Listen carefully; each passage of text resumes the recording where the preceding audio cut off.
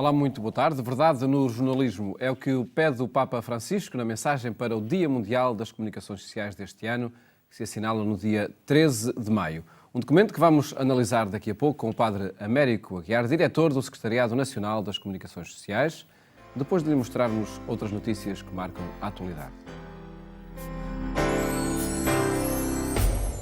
Um regresso ao Chile e ao Peru com o coração marcou a audiência geral desta semana, num dia frio em Roma. Milhares de pessoas enfrentaram o frio na Praça de São Pedro, onde o Papa Francisco recordou, em clima de festa, a recente viagem ao Peru e ao Chile. Sono rientrato 2 giorni fa dal viaggio in Cile e Perù. Un applauso al Cile e al Perù.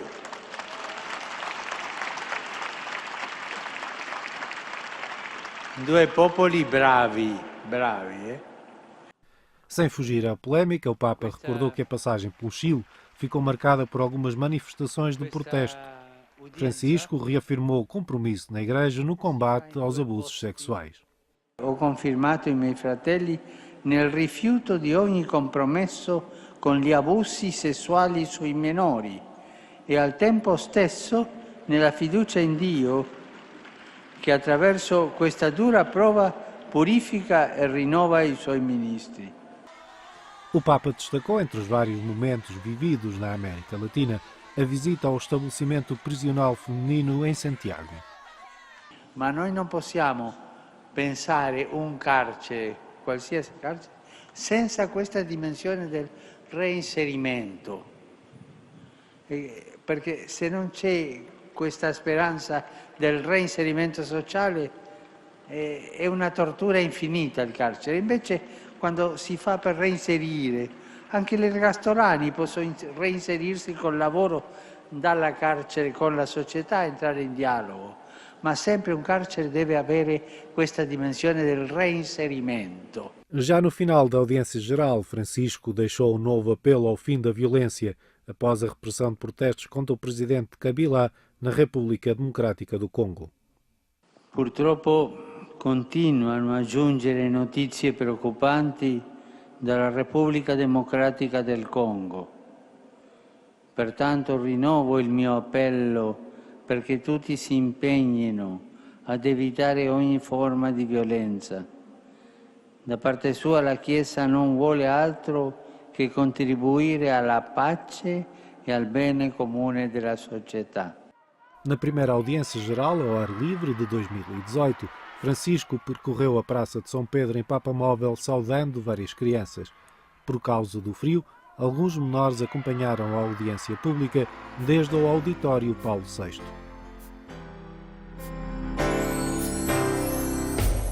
Dom Manuel Martins não só cumpriu, mas renovou a doutrina social da Igreja. Palavras de um sindicalista no colóquio de homenagem promovido pela Fundação SPES. Faria 91 anos nesse dia e a Fundação SPES quis homenagear a figura e o exemplo de vida do primeiro bispo de Setúbal. Para tal reuniu no Porto algumas figuras que privaram com Dom Manuel Martins em alguns momentos sensíveis da sua missão de serviço à Igreja. Um homem sem medo, livre, autêntico, forte e um homem que soube sempre estar presente onde cheirava a carência, onde cheirava a pobreza. A memória de um bispo cujo exemplo perdura naqueles que continuam a agir, inspirados no seu exemplo. E Dom Manuel ensinou-me que o ser cristão era seguir alguém e não ter apenas a preocupação de cumprir ritos, sem pôr em causa esses ritos. Mas isso não era o fundamental. Isso tinha que bater sempre em coerência com aquilo que dizíamos dentro dos templos. Dom Manuel Martins, o bispo que governou uma diocese com fome e sem emprego e onde o homem de igreja também era chamado a ser político em defesa dos frágeis. Em Setúbal se apelidou que o bispo teve uma função de igreja e político. Teve uma função política fundamental. O Dom Manuel tinha Eu sei mais de política que muitos políticos que andam por aí. Política, na verdade, é a acessão da palavra. Tinha uma clarividência e era desassombrado. Era um homem muito corajoso e em praticamente todas as causas em que se meteu, ele ganhou. Era uma questão de coerência para com a doutrina social da Igreja que, dizem alguns, o bispo de Setúbal não só pôs em prática, como a renovou nas condições concretas de vida da Península de Setúbal. Tenho mesmo a ideia de que ele não apenas cumpriu isso, ou fez revigorar isso. Ele teve atitudes que inovou a doutrina social da Igreja, como o conceito de caridade, como ali expliquei. Caridade é quase que quem é mais afortunado deve de ter a obrigação, o dever, de citar, de exaltar os outros, de esclarecer aqueles que estão próximos da exclusão, a reabilitarem-se por eles próprios, a entenderem o espaço que devem ocupar na sociedade, o direito que têm. Ele inovou, de facto, a doutrina social da Igreja e acho que é um exemplo a restar. Testemunhos para acompanhar também no programa 70x7 do próximo domingo na RTP2, as palavras de quem na vida se cruzou com Dom Manuel Martins, as memórias, segundo os próprios, que não podem ser recordações, mas atitudes de vida em cada momento. O Seminário Diocesano de Setúbal está em festa no dia de São Paulo, padroeiro da instituição.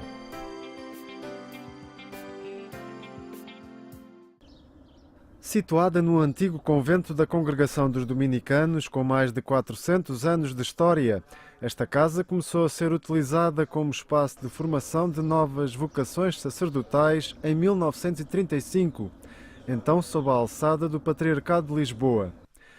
Em 1975, com a criação da Diocese de Setúbal, saída da sua congénere lisboeta, surgiu a necessidade de uma estrutura que pudesse preparar os candidatos ao sacerdócio na região sadina. O sonho, alimentado por Dom Manuel Martins, primeiro bispo da Diocese de Setúbal, veio a ser concretizado em 1999. Muitas vezes ouvi o Dom Manuel a falar sobre o seu anseio de formar os seus padres ligado à realidade da sua diocese. E nesse caminho que foi sendo feito, surgiram as oportunidades e as circunstâncias para que ele apostasse por um espaço e sonhasse alto, não é? Porque não foi fácil, certamente na altura, fundar o seminário, mas para que isso acontecesse, e aconteceu, e estamos gratos por isso, e digamos que os frutos estão à vista. Ao longo dos últimos 25 anos, o Seminário Diocesano de Setúbal formou mais de 30 novos sacerdotes. A prioridade tem sido a preparação de pastores para uma região com características muito próprias, um território de imigração com comunidades muito diferentes, marcado por problemas como o desemprego e a precariedade social. Isto implica identificar e potenciar nos candidatos todo um conjunto de características. É fundamental que aqueles que estão a ser formados sejam homens de relação, homens afetivamente equilibrados, homens com uma humanidade sã, que seja capaz de viver no meio do mundo e anunciar esse Evangelho respeitando aquilo que Deus Nosso Senhor fez e que eles próprios têm que viver de forma sã. Portanto, o perfil de um sacerdote nesta diocese é sempre um perfil de alguém que é um missionário. E um missionário, como o Papa Francisco nos diz, que leva o Evangelho na alegria do Senhor e, portanto, todo o processo formativo tem como este objetivo. O dia da festa de São Paulo no Seminário Diocesano de Setúbal é tradicionalmente uma oportunidade para abrir portas à comunidade local e às famílias dos seminaristas. Tentamos fomentar no seio das famílias este desejo, primeiro, de rezar pelas vocações e, segundo, que as próprias vocações, as próprias famílias também tenham este desejo de gerar vocações. O padre Rui Gouveia, reitor do Seminário Diocesano de Setúbal, a partilhar um pouco do cotidiano desta instituição no dia em que celebra o seu padroeiro São Paulo.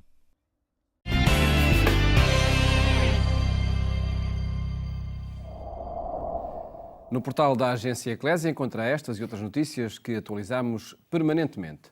Apresentamos-lhe agora o documento que o Papa escreveu para o Dia Mundial das Comunicações Sociais com o Padre Américo Aguiar, diretor do Secretariado Nacional das Comunicações Sociais.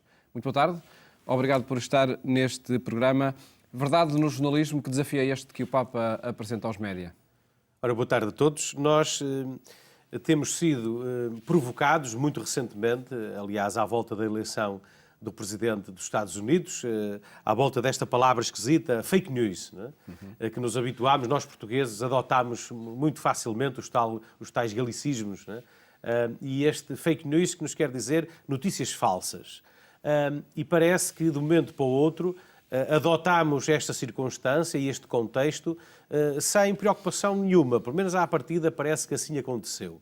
Ser verdade ou ser mentira parece ser uma coisa que não diz respeito a ninguém, que não é importante, mas é de facto muito importante.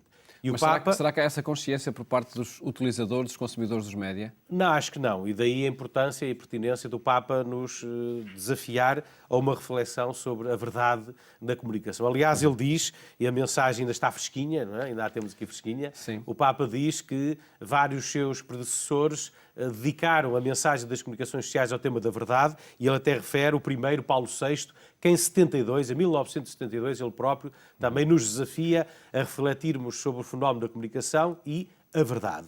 Porque nós, aliás, eu há dias fazia uma pesquisa e reparei numa campanha no fim do século XIX, de jornais ingleses e americanos, em que a temática das fake news estava a ferver. Ou seja, não é propriamente um acontecimento novo, mas é um acontecimento que nos veio visitar outra vez.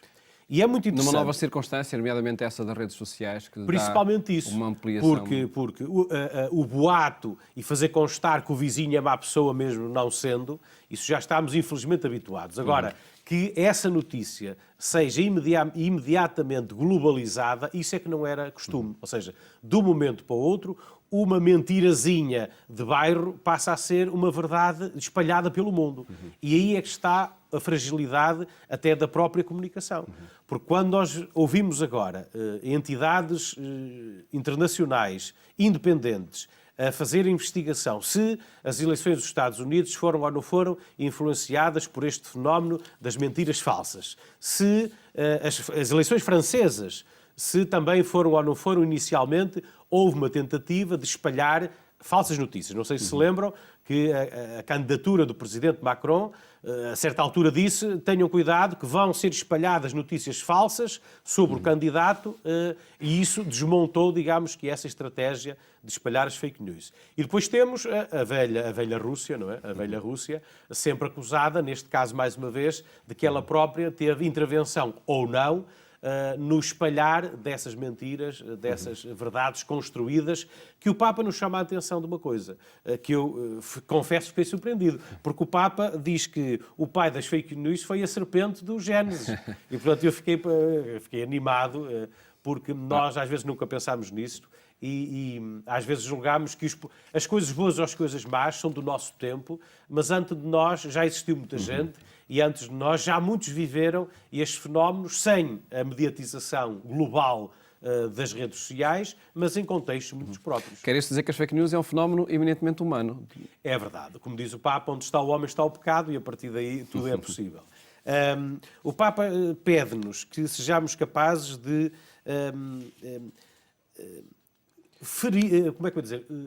destruir a muralha do conforto dos nossos amigos e do nosso circuito de comunicação. Ou seja, com as redes sociais pode acontecer que eu me sinta bem na minha rede de amigos Facebook, na minha rede do Instagram, na minha rede do Twitter. Ou seja, eu estou bem com aqueles que pensam como eu penso.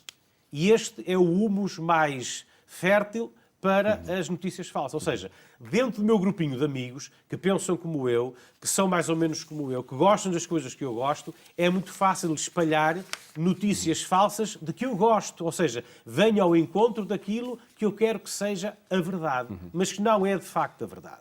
Essa é a estratégia que o Papa usa. Aliás, na mensagem há um itinerário pedagógico ao abordar o tema, desde logo quando ele começa por interrogar o que há de falso nas notícias falsas, como há pouco o Padre Américo já já foi adiantando a resposta. E agora, como podemos reconhecê-las e erradicá-las? E essa muralha, esbater essa muralha é o primeiro passo? É verdade. O Papa diz-nos, a certa altura, que as notícias falsas têm sempre uma raiz de verdade e de afeto. Nós estamos agora na era dos afetos. Aliás, nestes dias, o Presidente da República completa 2 anos de eleição. Sim. E aproveitamos também para o saudar e felicitar. Mas é exatamente pelo coração que nós somos apanhados, que somos cativados como ao príncipezinho, certo? E o Papa chama a atenção, e até no diálogo da serpente com a mulher, do facto de a mentira começa por utilizar pormenores de verdade, que é para nos colocar, para nos sincronizar, para nos emparelhar, para nos colocar online com aquela perspectiva de mentira. E a partir daí nós já não somos capazes de ter o distanciamento necessário e aquilo que o Papa diz, não somos capazes do discernimento. Porque o problema é o problema de sempre. Não é? É perante um acontecimento, perante uma afirmação, perante qualquer coisa que sejamos testemunhas ou sejamos protagonistas, sermos capazes de discernir se aquilo é bom, se aquilo é mau, se aquilo é verdade, se aquilo é mentira, e aqui é que está o problema. E permite-me colocar aqui a questão do intermediário que nos facilita nós podermos acreditar se é verdade ou se é mentira. Estamos a falar do jornalista. Nós já falámos aqui algumas vezes que numa sociedade democrática, numa sociedade moderna, neste século XXI, parece-me que há um risco de querermos dispensar a figura do jornalista como leitor intermediário da realidade. E nós não podemos fazer isso. Nós não podemos acreditar que o António, que o José, ou que o Joaquim, ou que o Aristides, ou outro qualquer, seja o nosso intermediário da leitura da realidade. Porque essas pessoas não têm a obrigação de um código deontológico, não têm regras a cumprir. E a partir daí nós vamos acreditar e não vamos ter a certeza de que aquilo que nos está a ser dito é verdade. E o Papa chama a atenção para isso. Primeiro para a indispensabilidade da figura do jornalista e depois para as responsabilidades que caem sobre o mesmo jornalista. E como o consumidor dos médias, dos produtos que o jornalista faz, se devem comportar diante das pressões que têm os próprios jornalistas, os órgãos de comunicação social e que são cada vez mais evidentes. Sim, é verdade, Paulo. E eu sinto na pele, aliás, com o Paulo, às vezes, e com o Pedro Leal, diretor do canal Renascença, a perspectiva do dono ou do patrão e a perspectiva do diretor e do jornalista não são as mesmas. Por muito santos que sejamos, e às vezes somos, quando acordamos de manhã somos todos santos, quando nos deitamos ao fim do dia e fazemos o balanço de vida, nem sempre assim acontece, mas as perspectivas não são as mesmas. E quando eu vejo que, por exemplo, um grupo de comunicação que tem como objetivo gerar lucro e pagar os seus investimentos e ter retorno, não tem, quando tem que decidir aquilo que é o seu posicionamento,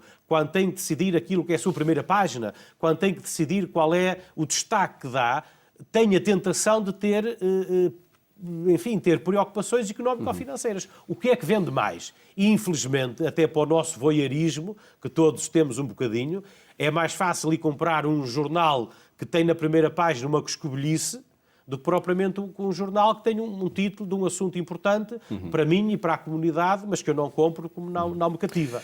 O Papa quase a terminar a sua mensagem, diz que o melhor antídoto contra as notícias falsas não são as estratégias, mas as pessoas. É verdade. Mas aí, enfim, eu penso e tenho a certeza e acredito, o que de melhor, o que de mais importante e mais central Jesus trouxe para o diálogo da humanidade foi a centralidade da pessoa. Não é? O caminho da Igreja é o homem. Penso que foi Paulo VI que disse isto. E isto é fundamental. Nós, se tivermos no centro das nossas preocupações, seja como patronato, seja como trabalhadores, seja como jornalistas, seja como técnicos, seja como outra qualquer profissão da sociedade em que estamos, se a minha preocupação central for o bem comum, o bem da pessoa, nós somos capazes de construir um caminho de comunhão.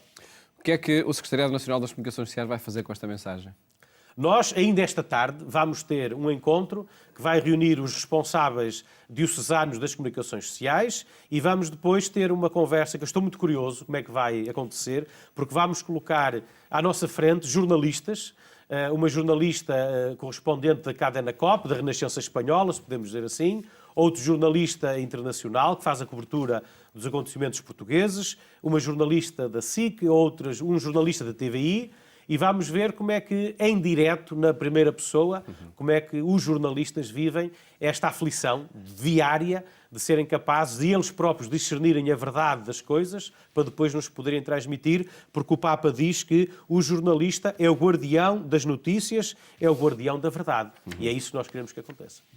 E terminamos esta nossa conversa. Muitas outras, por certo, vão surgir a propósito deste documento. Obrigado, Padre Américo, por ter estado aqui neste programa. E dizia que terminamos este nosso programa a partir de uma oração que o Papa faz a terminar esta mensagem. À verdade em pessoa. É a proposta que o Papa Francisco deixa para os média, para os seguidores dos média, para aqueles que olham para os produtos, para os conteúdos que são publicados e têm que discernir entre a verdade e a falsidade. Desejo-lhe uma boa tarde. Até amanhã, se Deus quiser. Senhor, fazei de nós instrumentos da vossa paz. Fazei-nos reconhecer o mal que se insinua numa comunicação que não cria comunhão. Tornai-nos capazes de tirar o veneno dos nossos juízos. Ajudai-nos a falar dos outros como de irmãos e irmãs. Vós sois fiel e digno de confiança.